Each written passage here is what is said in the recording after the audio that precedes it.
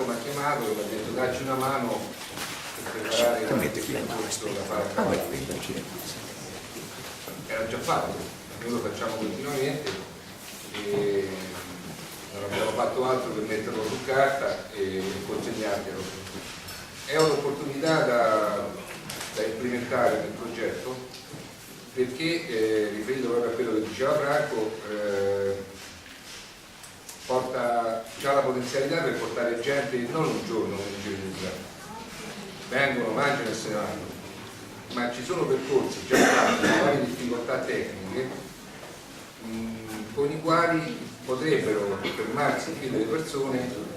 E faccio presente che l'Associazione Nazionale di Turismo Equestre ha circa 30.000 tesserati in tutta Italia che tutti gli anni girano con i cavalli e fanno un giro per fare turismo equestre anche per una settimana, senza annoiarsi mai e senza fare lo stesso percorso di varie difficoltà, quindi questo è Leonardo senza spendere una vita, cioè veramente 500 euro per segnalare i percorsi.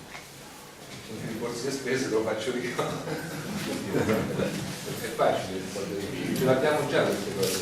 Anch'io sono forestiere, io sono Tuscania, paese meraviglioso, cavallari, animali, eccetera, eccetera. Poi per motivi vari sono venuto qua, ho comprato un pezzo di terra qua vicino e sono rimasto affascinato della natura, del territorio proprio, non solo della natura.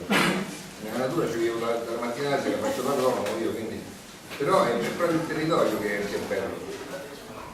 Con un attimo vai a Fermo, a cavallo, vai alla Maranzana, visiti tutti i posti interessantissimi dal punto di vista archeologico e paesaggistico, quindi è veramente sprecato lasciarlo così. Noi siamo a disposizione per qualsiasi cosa. Strada romana, la parte. Prego? Strada romana, No, No, stanno vicino a Montecchio, con le streghe stanno. Ah, con le streghe. Beh, strada romana lì vicino. Tra l'altro sulla strada romana è nata da poco, credo, una struttura che può offrire, anche noi lo possiamo offrire il servizio perché noi abbiamo cavalli nostri privati, però c'è anche se io e mia moglie siamo tecnici istruttori e guide del turismo equestre, però non facciamo questo lavoro. Invece lì sulla strada romana hanno creato qualcosa che maneggio, affitto cavalli proprio parcheggini. Però oltre a quello la gente va sicuro che c'è un movimento di persone e dei soldi incredibile, la gente si muove con i cavalli, soprattutto d'estate, in primavera e certo d'inverno insomma un po' difficile, e si spostano, noi per esempio quest'anno siamo partiti da qui e siamo andati a fare il giro del Gran Sasso a cavallo. Da lì siamo stati una settimana, abbiamo speso, abbiamo girato, cioè voglio dire, qui c'è un'altrettanta possibilità senza spendere la vita, quasi.